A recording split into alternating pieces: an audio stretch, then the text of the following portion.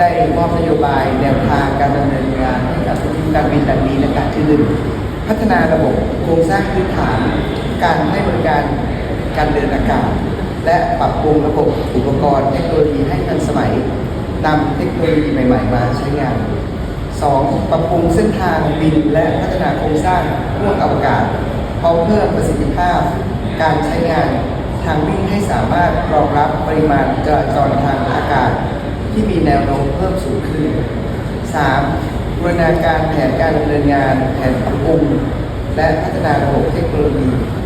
ให้สอดคล้องกับแผนพัฒนาสนามบินสุวรรณภูมิดอนเมืองเชียงใหม่และภูเก็ตรวมถึงสนามบินภูมิภาคต่างๆอีกทั้งจัดเตรียมความพร้อม